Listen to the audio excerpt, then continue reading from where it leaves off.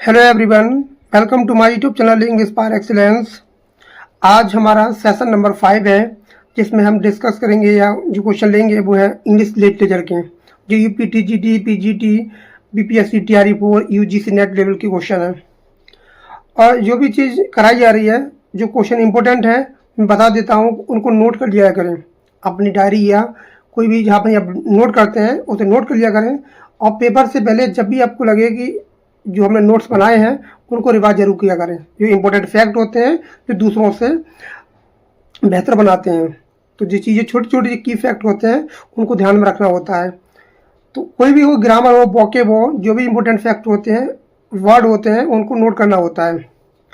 तो इसी अप्रोच के साथ आगे बढ़ेंगे। और बहुत सारी वैकेंसी आ रही हैं टीजीटी पीजीटी में, बस जो इसमें ना हो पाए सिलेक्ट वो बेहतर करने की सोचें कि अगली जो वैकेंसी आए उसमें अपना एक स्थान जरूर प्राप्त करें।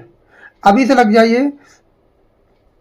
और जो पुरानी बातों पर ध्यान मत दीजिए, जो पुराना क्या हुआ, कैसा पेपर आया, अपने सिलेबस को पढ़िए और सिलेबस से बाहर की चीज़ जैसे टर्म है, मूवमेंट है, हिस्ट्री ऑफ इंग्लिश लिटरेचर है, उनको ध्यान से पढ़ना होता है। ये नहीं कि 4 राइटर हैं, 4 राइटर को ही पढ़ना पड़ेगा आपको। टीजीटी वालों के लिए बता रहा हूँ स्पेशली, और पीजीटी वालों के लिए ये भी है कि आपको जो राइटर है उससे भी थोड़ा हट के पढ़ना पड़ेगा। थोड़ा लिटरेरी टर्म्स हैं, मूवमेंट्स हैं, और जो मूवमेंट होते हैं जैसे पोस्ट कॉलोनियल है, पोस्ट मॉडर्न है, मॉडर्न लिटरेचर है, इनको भी ध्यान देना पड़ता है। यहाँ से भी क्वेश्चन उठाया जा रहा है बहुत ज़्यादा। तो आगे बढ़ते हैं। और अभी तक आपने चैनल को सब्सक्राइब नहीं किया तो जरूर कर लें, बेल आइकन प्रेस कर लें। ऐसी बेहतरीन आपको प्रैक्टिस मिलती रहेगी इस चैनल पर, जिसका कोई चार्ज नहीं है, किसी प्रकार का कोई प्रलोभन नहीं है। बस आपको जो चीज़ बताई जा रही है उनको आप फॉलो करें। तो हमने 40 क्वेश्चन तक पढ़ लिया था। आज हमारा क्वेश्चन नंबर 41 है। पहला क्वेश्चन आज का, यूलिसेस यूज विच टेक्निक एक्सटेंसिवली। तो इसमें जो नोवेल है इसमें कौन सी टेक्निक का यूज हुआ है? स्ट्रीम ऑफ कॉन्शियसनेस का। तारे कहेंगे ये टेंशन का वर्क नहीं है। नेक्स्ट है, who wrote a room of one's own. इसको किसने लिखा है? ये फेमिनिस्ट ऐसे है, ध्यान रखेंगे ये फेमिनिस्ट ऐसे है जो 1929 में आया था। 1929 में आया था। और ये वर्क है वर्जीनिया वुल्फ का। वर्जीनिया वुल्फ का बहुत ही फेमस वर्क है, ये पेपर में पूछ लेता है मैचिंग में। Waiting for Godot belongs to. तो किस एरा से या किस आपका जॉनरा से बिलोंग करता है? ये बिलोंग करता है आपका theatre of the absurd. Option क्या हो जाएगा? बी हो जाएगा। और कब आया था ये 1953 में आया था। और डेट भी ध्यान रखेंगे, 1953 में आया था। और सैमुअल बेकेट का ये वर्क है। The moment poets include. तो कौन कौन से पोएट है जो मोमेंट पोएट है? ये वाला जो क्वेश्चन है, ये वाला जो एलटी ग्रेड का 2018 वाला पेपर हुआ था उसमें क्वेश्चन पूछा था कि कौन सा मोमेंट पोएट है। तो जिसमें जो आपको मिल जाएंगे वो फिलिप लार्किन और किंग्सले एम्स हैं। ऑप्शन क्या हो जाएगा? ये हो जाएगा। ये क्या थे? आपके मोमेंट पोएट थे जो अगेंस्ट थे किसके? मॉडर्निज्म के। जो मोमेंट पोएट थे वो अगेंस्ट थे मॉडर्निज्म के। The God of Small Things won Booker prize in. तो ये वर्क है, इसने क्या जीता था? बुकर प्राइज जीता था। और कब मिला था इनको? ये बुकर प्राइज मिला था 1997 को, 1997 को ये नोबेल प्राइज मिला है इसको, God of Small things. Next है, ये बहुत इंपॉर्टेंट वर्क है, ओरिएंटलिज्म। और यूजीसी नेट में 2 या 3 क्वेश्चन थे इससे, ओरिएंटलिज्म। और इसमें मेंस में भी क्वेश्चन आया था केवीएस एनवीएस में ओरिएंटलिज्म के बारे में। तो इसको किसने लिखा है ओरिएंटलिज्म को? ये बहुत ही फेमस वर्क है जो आया था 1978 में। 1978 में आया था। इसको लिखा है एडवर्ड सैयद ने। तो ये बहुत इंपॉर्टेंट वर्क है। वो सॉरी, ये 78 है, ये 78 है, 78 है। आंसर हो जाएगा option number B. Who coined dissociation of sensibility. तो किसने कॉइंड किया है इसको? बहुत ही इंपॉर्टेंट टर्म है ये। Matthew Arnold, T S. Eliot, F.R. Leavis, E.R. Richards, ये सभी आपको फैमिलियर होंगे। इनसे सभी से क्वेश्चन बने हैं ईपीटीजीटी में 21 जो 22 वाला पेपर अभी हुआ है 26 में। तो इसको जो कॉइंड किया वो था टी.एस. एलियट। टी.एस. इलियट ने इसे कॉइन किया था। और ये कहाँ मिलती है? ये मिलती था मेटाफिजिकल पोइट्स के लिए 1921। The Mirror and the Lamp was written, ऐसे क्वेश्चन बहुत इंपॉर्टेंट होते हैं, ध्यान रखेंगे। ये इसको किसने लिखा है? ये वर्क आया था 1953 में। 1953 में ये वर्क आया था। इसको लिखा है एम एच अब्राहम्स ने। ऑप्शन क्या हो जाएगा? ये हो जाएगा। Contact John is term wise, ये कॉन्टैक्ट जॉन है, ये टर्म किसके द्वारा दी गई है? ये टर्म बहुत इंपॉर्टेंट है, जो आई थी 1992 में, 1992 में आई थी। ये टर्म दी थी मेरी लवस्ले प्रैट ने। ऑप्शन क्या हो जाएगा? बी हो जाएगा। The anxiety of influence by written by, ये क्वेश्चन बहुत इंपॉर्टेंट है, कई बार यूजीसी नेट में आ चुका है। The anxiety of influence by written, और ये ऐसे वर्क हैं, वर्क के नाम है, उनके ऑथर पूछे जाते हैं। या वर्क दे के ऑथर पूछेगा या ऑथर दे के वर्क का पूछेगा, तो ये पूछा जा सकता है कि किसका वर्क है और ये किसका ऑथर कौन है। जो आया था एंजाइटी ऑफ इन्फ्लुएंस 1973 में आया था। 1973 में आया था ये। इसको लिखा है आपका हेरोल्ड ब्लूम ने। हेरोल्ड ब्लूम ने लिखा है। Every man is example of, ये काय का एग्जाम्पल है? ये मिस्ट्री प्ले है, मेरिकल प्ले है, मोरालिटी इंटरलूड, ये आपका मिलेगा। ये मोरालिटी प्ले है, ये आपका मोरालिटी प्ले है, ये मोरालिटी प्ले है, ध्यान रखेंगे। Who translated Bible into English in 14th century, तो ये 14th सेंचुरी में बाइबल को किसने अंग्रेजी में इंग्लिश में ट्रांसलेट किया था? तो वो कौन थे? वो जॉन वाइक्लिफ थे। ऑप्शन क्या हो जाएगा? बी हो जाएगा। और कब किया था उन्होंने? 1380 में किया था। 1380 में किया था। गॉर्बोडिक वाज रिटन बाय, तो ये फर्स्ट ट्रेजेडी है जिसको लिखा था आपके थॉमस सेकवाइल एंड थॉमस नॉर्टन ने लिखा था 1561 में। 1561 में लिखा था। ये आपकी फर्स्ट इंग्लिश ट्रेजेडी है, ध्यान रखेंगे। फर्स्ट इंग्लिश ट्रेजेडी, शब्दों को ध्यान देखेंगे, फर्स्ट इंग्लिश ट्रेजेडी है। ऑप्शन ए हो जाएगा। नेक्स्ट है रिफ्यूजम इज एसोसिएटेड विद, ये बहुत अच्छी टर्म है जिसको एसोसिएटेड करता है जॉन लिली। कौन करता है? जॉन लिली करता है। और ये इफ्यूज से लिया गया जॉन लिली के। नेक्स्ट है, और इन क्वेश्चन जो दिए आ रहे हैं इनको नोट डाउन कर ले अपनी कॉपी में कहीं ना कहीं। बायोग्राफिया लिटरेरिया वाज रिटन, ये क्वेश्चन आपके लिए सिंपल हो जाएगा क्योंकि आप इससे फेमिलियर है। इसका आंसर हो जाएगा option number B, Coleridge. Next है preface to lyrical ballads was written by, तो प्रीफेस टू लिरिकल बैलेड जो लिखा था वो ओनली लिखा था विलियम वर्ड्सवर्थ ने, जो आया था 1800 में। सेकेंड एडिशन आया था उसमें आया था 1800 में आया था। बहुत इंपॉर्टेंट है ये, क्रिटिसिज्म का पार्ट है ये। The defence of poetry by written, the defence of poetry, poetry को डिफेंस करता है। एक इसको लिखा है आपका, कौन लिखता है ये? इसको लिखता है पीबी शैली। कौन लिखता है? पीबी शैली इसको लिखता है, जो आई थी 1821 में। 1821 में आई थी। The school of abuse, the school of abuse जो वर्क है वो किसका वर्क है? जो written against theatre by, theatre के खिलाफ था ये। और ये वर्क जो था वो आया था 1579 में। 1579 में ये वर्क आया था, जिसको लिखा है स्टेफन कॉसन ने। स्टेफन कॉसन ने इसको लिखा है।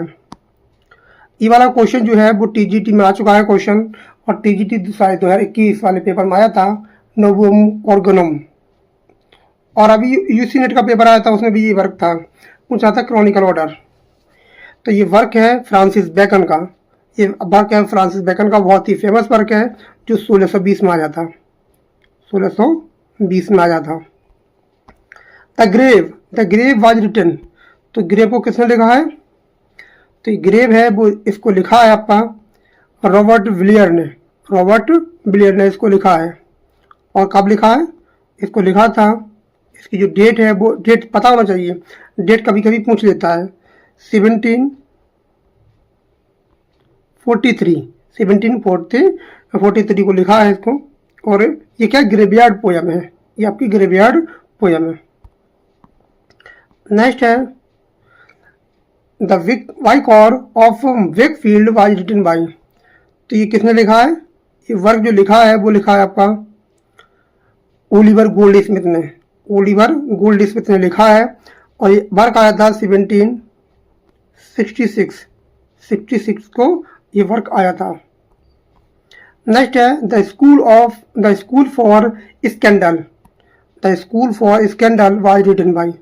तो इसको किसने लिखा है? ये बहुत ही फेमस वर्क है जो आया था, ये वर्क जो आया था 1777 में आया था। इसको लिखा है रिचर्ड ब्रिंग्सले शेरिडन। ऑप्शन क्या हो जाएगा? बी हो जाएगा। बहुत ही फेमस वर्क है।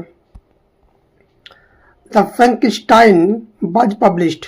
ये जो वर्क है ये बहुत फेमस वर्क है। ये मैरी सीली का वर्क है, बहुत ही फेमस है और जो आपका गॉथिक नोवेल भी है। ये जो वर्क है जो आया था 1818 में, 1818 में आया था। The Wuthering Heights was published under pseudonym. तो किस किस सिडोनियम से लिखा गया था? ये क्वेश्चन को स्टार लगा लीजिए, बहुत बार पेपर पूछा गया है और कई बार पूछा तो गया है लेकिन पूछा भी जा सकता है आगे आने वाले एग्जाम, चाहे पीजीटी हो चाहे आपका टीजीटी हो, बीपीएससी टीआरई 4 हो। ये क्वेश्चन बहुत इंपॉर्टेंट है, ये क्वेश्चन पूछा जा सकता है। ये लिखा था आपका जो सोडोनियम था वो था एलिसिस बेल। ऑप्शन क्या हो जाएगा? बी हो जाएगा। जो लिखा था एमिली ब्रोंटे, एमिली ब्रोंटे ने इसको यूज किया था एलिस बेल ने। नेक्स्ट है charge of the light brigade was written by. तो इसको किसने लिखा है? ये वर्क है, ये इसको लिखा है आपका अल्फ्रेड लॉर्ड टेनिसन ने। अल्फ्रेड लॉर्ड टेनिसन ने इसको लिखा है और 1854 में ये वर्क आया था। बहुत ही फेमस वर्क है। नेक्स्ट है ड्रामेटिस परसोने ये जी करेक्शन बाई। ये करेक्शन बहुत इंपॉर्टेंट है, इसमें बहुत अच्छी पोएम आई थी प्रोस्पाइस। बहुत फेमस ये वर्क है जिसको लिखा है आपका रॉबर्ट ब्राउनिंग ने। इसको लिखा है आपका रॉबर्ट ब्राउनिंग ने लिखा है 1864 में। कब आया था? 1864 को ये वर्क आया था। कलेक्शन है ये पोइट्री का। Culture and anarchy. तो culture and anarchy was written by. तो कल्चर स्टडीज के लिए माना जाता है, ये सबसे पहले लेके आए थे कल्चर थ्योरी को। तो ये वर्क है आपका मैथ्यू आर्नोल्ड का। ये आपका जो वर्क है वो है आपका मैथ्यू आर्नोल्ड का जो 1869 में आया था। 1869 में आया था, 1869 में आया था ये वर्क। कल्चर एंड अनार्की बहुत इंपॉर्टेंट है कल्चर स्टडीज के लिए। नेक्स्ट है the picture of Dorian Gray. The picture of Dorian Gray was written by. ये किसका वर्क है? ये वर्क है जो है ऑस्कर वाइल्ड का। ऑस्कर वाइल्ड का बहुत ही फेमस वर्क है जो 1890 में आया था। 1890 में आया था। नेक्स्ट है सन्स एंड लवर्स। ये भी क्वेश्चन बहुत बार पूछा जा चुका है, सन्स एंड लवर्स, और अभी जो यूजीसी नेट का पेपर हुआ है उसमें पूछा भी गया था। इसका क्रॉनिकल ऑर्डर पूछा था। सन्स एंड लवर्स जो ऑटोबायोग्राफिकल नॉवेल है जिसको लिखा है D.H. लॉरेंस ने। D.H. लॉरेंस ने लिखा है, ऑटोबायोग्राफिकल वर्क है जो आया था 1913 में। 1913 को आया था। बहुत ही फेमस वर्क है इनका। और D.H. लॉरेंस के जितने भी वर्क हैं बहुत इंपॉर्टेंट है। D.H. लॉरेंस के जितने वर्क हैं बहुत इंपॉर्टेंट है। A passage to India was published. तो अ पैसेज टू इंडिया जो वर्क है वो कब आया था? वो आया था 1924 को।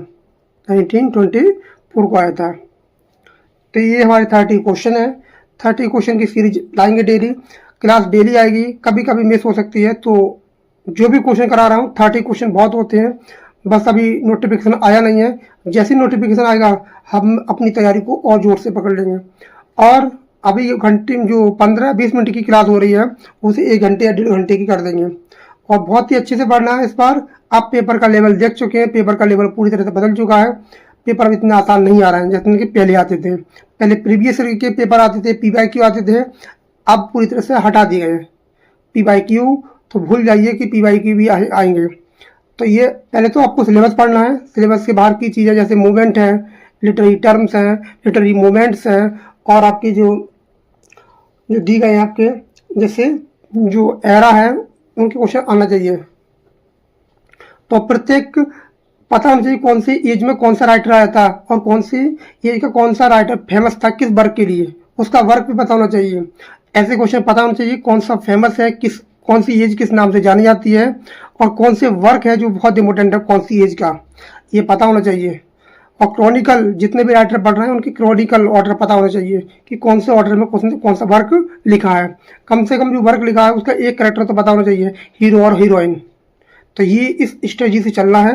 ग्रामर को बहुत डिटेल में पढ़ना है। ग्रामर का लेवल आपने देख लिया कैसी ग्रामर आ रही है, ग्रामर भी अब नॉर्मल नहीं आ रही है। और वॉकेब में जो स्पेलिंग वाला पार्ट है बहुत मजबूत करना है स्पेलिंग वाला। तो स्पेलिंग पे मैंने भी बहुत सारी वीडियो बना दी हैं और वहाँ से क्वेश्चन आए भी, ऐसा नहीं आए क्वेश्चन, तो आपको ध्यान से पढ़ना है और भी लेके आऊँगा। तो मिलते हैं कल सेशन नंबर 6 में। और अभी तक आपने चैनल को सब्सक्राइब नहीं किया तो जरूर कर ले, बेल आइकन प्रेस कर ले। Thanks a lot for watching this video. Thank you everyone, have a nice day.